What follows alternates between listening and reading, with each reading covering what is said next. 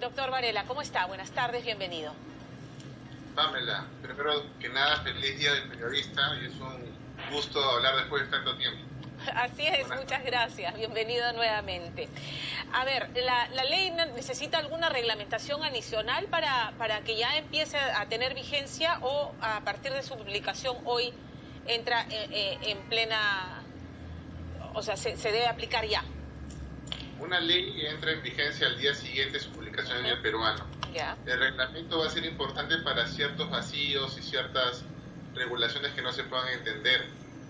El problema es el siguiente, Pamela. Sí. Si una familia, por ejemplo, el papá pierde el empleo, lo primero que va a hacer es decir, por ejemplo, ya no vamos a contratar cable, porque no tengo empleo. Claro. No voy a contratar cable. Y no van a haber otros tipos, ¿no? El problema es el siguiente, estamos en una etapa de pandemia y nadie critica que las trabajadoras, porque ya tenían derecho con la anterior ley a un sueldo mínimo y a beneficios sociales.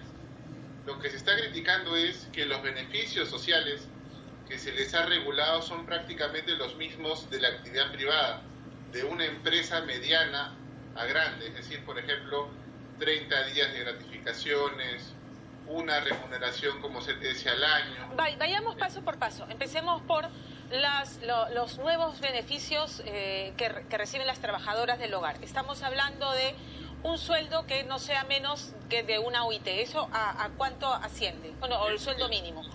930 soles. Esa es la principal modificación, Pamela, es la modificación del sueldo mínimo. Efectivamente, cuando hablamos de la antigua ley, se establecía que era criterio de las partes.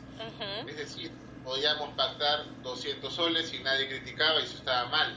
Yeah. Lo cierto es que estos trabajadores, como todos, tienen derecho a lo que dice la Constitución y actualmente la remuneración mínima vital es de 930 soles. Ya, perfecto. Ahora, ese es un gran aporte, sí. El tema es cuando esos 930 soles se van a duplicar en julio, claro, y en diciembre, y hay muchas personas, muchos hogares que no van a estar preparados para ese gasto adicional. Claro, entonces en julio y en diciembre ya no es medio sueldo, como decía la ley antes, ahora es un sueldo completo en julio y diciembre por concepto de gratificación. Exactamente. Okay. Por ejemplo, el concepto de compensación por tiempo de servicios también es un año. Sí. Por concepto de vacaciones también son 30 días. Es decir, lo que se ha hecho es una homologación. Yo estoy completamente de acuerdo que esos trabajadores tienen derecho a la remuneración mínima vital. Si hoy es 930, que sea 930. Si mañana es 1200, que sea 1200.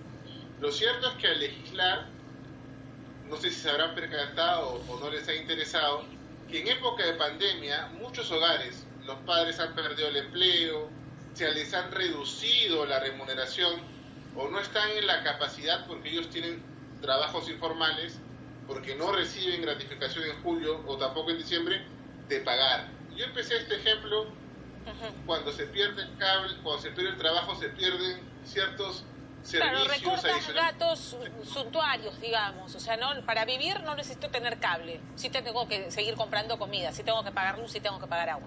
Pero reduces... Recuerda que TV canal digital, así que por eso no hay problema. Ya. El tema, lo que sucede es que va a haber dos caminos. El camino de las familias que dicen no puedo más, yo no podría asumir ese gasto, claro, lo siento, terminemos la relación. O el otro camino es decir, bueno, lo que dice la norma lo dice, pero yo contigo arreglo esto. Ya. Entonces ahí en ese segundo camino quien entra a tallar es la fiscalización laboral.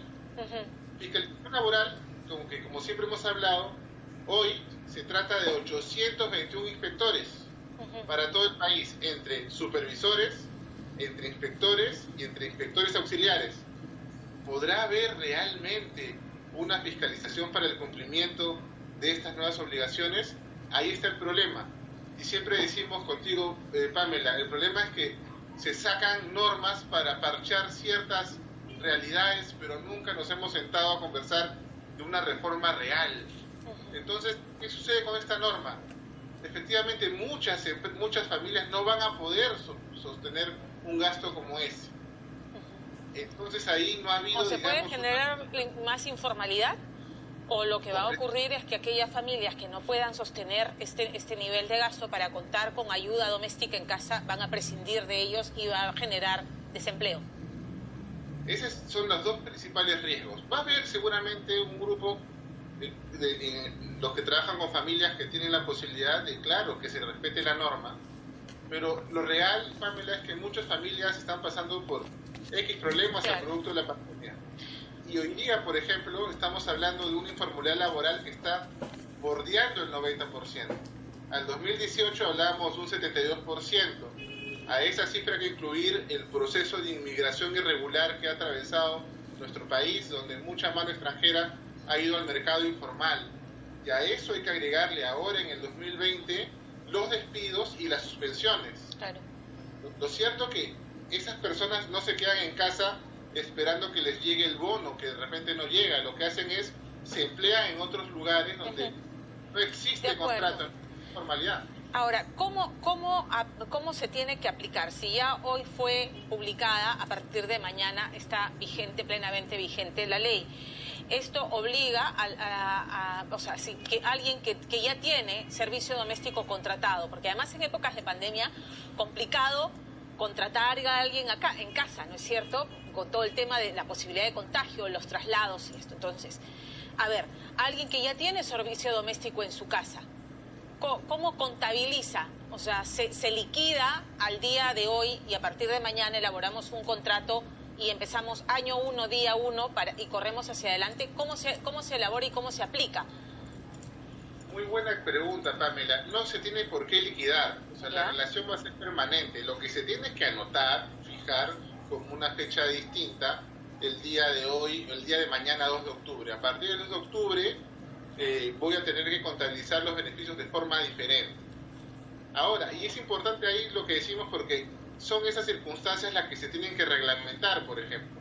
Se tienen que reglamentar circunstancias como ellas, por ejemplo, el registro de los trabajadores, sus contratos, el tema de sus boletas, que ya venían siendo reguladas con la anterior ley, pero que suponemos y estamos casi seguros que para dentro de 90 días se tiene que hacer un reglamento que aclare el panorama de esas obligaciones del empleador, porque el empleador lo que va a tener que hacer es, si mantiene su decisión, y esperamos que sea así, de mantener en empleo a un trabajador o trabajadora del hogar, va a tener que tener mucho cuidado, porque fíjate que lo que sucede comúnmente es que se descuidan, pasan los años, lo he visto muchas veces, o por desconocimiento, acaban una relación con un trabajador o trabajadora del hogar de 15 años, y cuando acaba la relación es cuando ahí recién reclaman, me debes tanto, en liquidaciones que pueden ser de 10.000, 15.000, 20.000 soles, que una familia no está acostumbrada porque no piensa como empresa.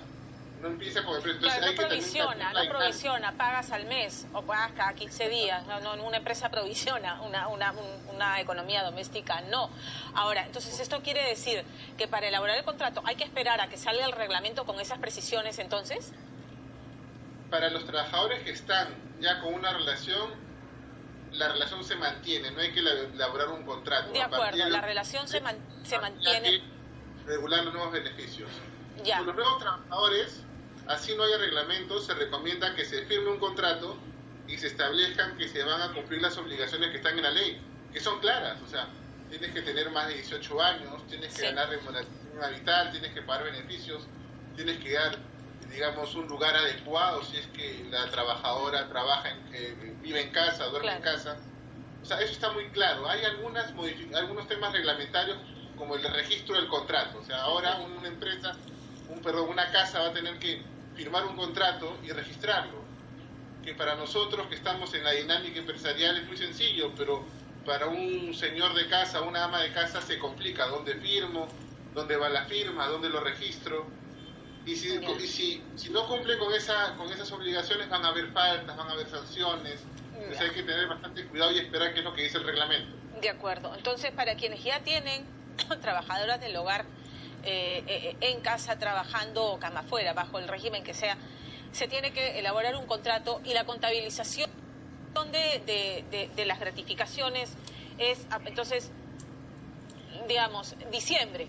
diciembre viene gratificación, ¿no? Porque la de julio ya tendrían que haberse pagado. En diciembre la nueva gratificación es el sueldo completo. No necesariamente. ¿Por qué? Porque fíjate, un aspecto técnico. A ver. En julio se paga la gratificación. Sí. Hemos pasado todo el mes de septiembre. Sí. Entonces, todo el mes de septiembre se ha ido generando una gratificación con la remuneración anterior. Sí. Ahí va a tener que haber una fecha de corte y se va a tener que calcular luego de octubre, noviembre y diciembre con la remuneración que corresponde, que imaginamos que es la remuneración mínima. Entonces ahí se va a tener que hacer una ponderación y establecer cuál es el monto real. Ahora, un análisis que se ha hecho en varias instituciones importantes de estadística ha establecido que actualmente el problema no era la remuneración de las trabajadoras del hogar, porque el mercado se reguló solo y se paga más que la remuneración mínima vital. Así es. Ese es el problema. El problema son los beneficios. Claro, si por ejemplo a una trabajadora que tenía la obligación de pagarle moralmente, ahora legalmente, 930 soles, yo le pagaba 1.300 o 1.400, la actitud del dueño de casa o de la dueña de casa va a ser distinta, porque en julio te voy a tener que abonar 1.400 adicionales y en diciembre 1.400 adicionales, cuando yo en mi trabajo soy informal, no tengo ningún tipo de beneficio. Entonces ahí está el contrasentido. Y bueno, eso es lo que tenemos cuando sacamos normas individuales o dispersas, ¿no? Claro, pero ahora estamos sobre el caballo, digamos, la ley está bien, o sea, era de justicia, porque es cierto, digamos, el rango de sueldos que se pagan para el servicio doméstico pueden llegar incluso a más de los 1.400, 1.500, incluso 2.000 soles en determinados sectores. Cada quien paga según sus posibilidades, es cierto. Lo que era un abuso, que hubiera personas que pagaran menos del sueldo mínimo o 200 soles o que no pagaran. Entonces, está bien, era de justicia. El asunto es que ya está. Ahora, en este contrato que se tiene que suscribir, tiene que quedar establecido el pago de las CTS, de las vacaciones, los 30 días, todo eso tiene que estar especificado. De ese sueldo que se paga, además, sale el pago para el seguro social y el aporte que hace la empleada doméstica a la ONP o a la AFP, según elija. ¿Eso tiene que estar dentro del contrato? Exactamente. El aporte del seguro social es por parte del empleador. El aporte a la AFP o a la ONP es de cargo del trabajador. Entonces lo que va a hacer el empleador es retener y hacer el pago, o llegar a un acuerdo seguramente para que ella lo pueda hacer, o el trabajador, pero lo que se hace es retener. Un tema también importante es el tema del despido, que también ha pasado por ahí desapercibido. Si yo, por ejemplo, despido el día de hoy a una trabajadora del hogar porque sospechaba que maltrataba a mi hijo, y basta la sospecha para que diga no puedo contar contigo, basta la sospecha, creo que estaríamos nosotros de acuerdo. No estaría esperar 15 días para evaluarla. Hoy tengo que preavisar. Si yo no preaviso en el despido... Perdón, ¿cuál es el término? Preaviso, es decir... preavisar. Imputo la falta. Señora, le envió una carta, yo creo que usted ha cometido una falta grave, le voy a dar 6 días para que usted efectúe sus descargos, y luego de eso la podría despedir. Y claro, pero tú dirás, ¿qué persona va a hacer eso si hay una ligera sospecha de que hay algo irregular Bueno, pero antes no era con 15 días de anticipación, se le avisa a la trabajadora del hogar que vamos a prescindir de sus servicios. Claro, en caso contrario, se le paga, hay una penalidad económica que el empleador tiene que pagar si es que no cumplió con ese requisito. La indemnización por despido era de 15 días. Claro, una persona decía, bueno, no le puedo dar un preaviso, yo sospecho que algo malo ha pasado. Siempre hay excepciones, yo sé que los trabajadores son siempre buenas personas, pero ya bueno, le daré medio mes de remuneración para evitarme el problema. Ahora no, ahora el tema son 30 días. O sea, incrementa también la indemnización. Pues todo eso, lo que ha pasado, Pamela, es que se ha homologado este régimen, que es muy especial, al régimen empresarial, y ni siquiera al régimen de la microempresa, ni siquiera al régimen de la pequeña empresa, sino al régimen común. Porque la microempresa no tiene mayores beneficios, y la pequeña empresa técnicamente tenían los mismos beneficios de la anterior ley de trabajo del hogar. Pero ya es ley, o sea, ¿qué posibilidades hay de hacer esos ajustes si ya es ley? Bueno, lo que hay que hacer es decir y de repente precisar que una norma como esta, lo que va a pasar es que va a cambiar el panorama y lo que está haciendo es incrementar o incrementaría la informalidad laboral. Y veremos si realmente esta ley va a ser respetada, si esta ley va a ser cumplida, porque lo cierto es, de nada sirve dictar leyes que al final no van a poder ser supervigiladas, o que adicionalmente lo que pueden lograr es que la persona o el grupo de personas que quería proteger realmente sean desprotegidos. Va a terminar más vulnerable probablemente. ¿Verdad? A veces la sobreregulación produce pues reacciones adversas o contrarias a las que se esperaba. Fernando, muchísimas gracias por estas aclaraciones. La verdad es que igual hay que esperar ese reglamento para ver qué precisiones hace, pero nos quedamos con el tema de que ya la ley está vigente y que hay que empezar a elaborar contratos y investigar un poco más cómo se hace la inscripción y todo eso. Muchísimas gracias, Fernando, por atendernos esta tarde. Buenas tardes. Gracias.